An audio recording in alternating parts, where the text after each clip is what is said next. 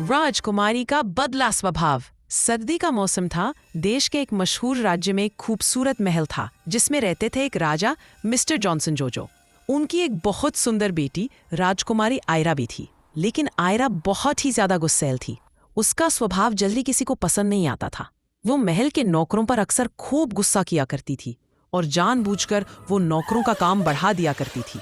उसे लोगों को परेशान देखकर बहुत मजा आता था। यही नहीं, वो ये सब करके जोर जोर से हंसा भी करती थी। वो रोज कुछ ना कुछ ऐसा कर ही देती थी जिसके कारण नौकर परेशान हो। कभी वो खूबसूरत कांच की चीजों को तोड़ती और फोड़ती, तो कभी वो फूलों से सजा हुआ खूबसूरत गुलदस्ता। उसके बाद जब नौकर काम सही करने लगते, डरने लगते, तो राजकुमारी आयरा को बहुत मजा आता। वो हमेशा सब पर रोब जमा कर रखना चाहती थी। ऐसा ही नहीं था कि उसकी शरारतें बस यही थी। वो अक्सर जब भी खाने पर बैठती कुछ न कुछ फेंकती जरूर थी। हालांकि महल के खास नौकर राजकुमारी आयरा की खिदमत में लगे रहते थे। राजकुमारी आयरा अक्सर आम का जूस पीने के बाद सभी खानों में कमियां निकालती थी। राजकुमारी आयरा सुबह नाश्ता करती तो भी नौकरों पर गुस्सा करती। दोपहर में अगर खाने से सजी टेबल पर बैठती तो भी उनका गुस्सा खत्म नहीं होता था। बढ़िया बढ़िया डिशेस को वो अपने हाथों से उठाकर फेंक दिया करती थी। ये उनका रोज का एक काम बन गया था। वो खाना फेंकने के बाद जाके अक्सर चुपचाप बैठ जाया करती थी। राजकुमारी आयरा को अपना कमरा बहुत पसंद था। राजकुमारी आयरा अपने पिता मिस्टर जॉनसन जोजो से बहुत प्रेम करती थी, मगर मिस्टर जोजो अक्सर महल के कामों में व्यस्त रहते थे।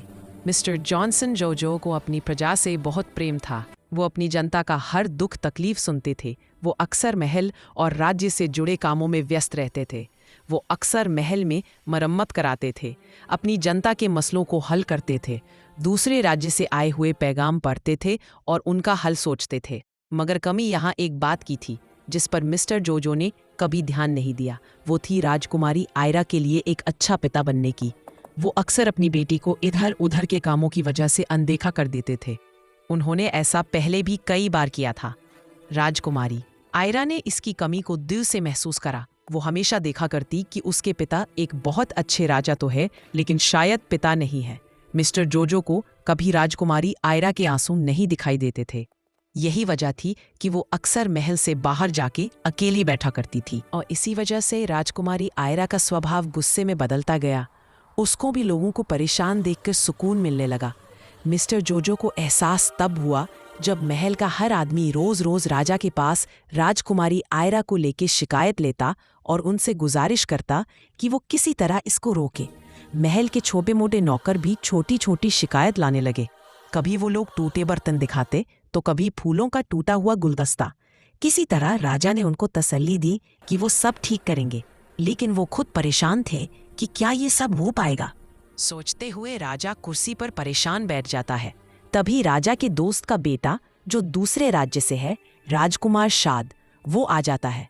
राजकुमार शाद को देखकर राजा बहुत खुश होते हैं। राजकुमार शाद बहुत नेक और अच्छे राजकुमार है। वो राजा से झुककर सलाम पेश करते हैं, परंतु राजा राजकुमार शाद से कहते हैं कि वो बहुत परेशान है और वो अपनी बेटी राजकुमारी आयरा की बात उससे बताते हैं। राजकुमार शाद सब बहुत ध्यान से सुनता है और वो वादा करता है कि वो राजकुमारी आयरा को पूरी तरह सुधार देगा और अच्छा बना देगा। राजकुमार शाद एक दिन जब राजकुमारी आयरा कमरे में अकेली होती है तब उसके पास जाता है और उसे देखते ही राजकुमारी को बहुत गुस्सा आता है। वो पहचान लेती है कि वो दूसरे राज्य का राजकुमार शाद है। वो राजकुमार शाद पर चिल्लाने लगती है और राजकुमार शाद बस राजकुमारी आयरा को ही निहारते रह जाते हैं।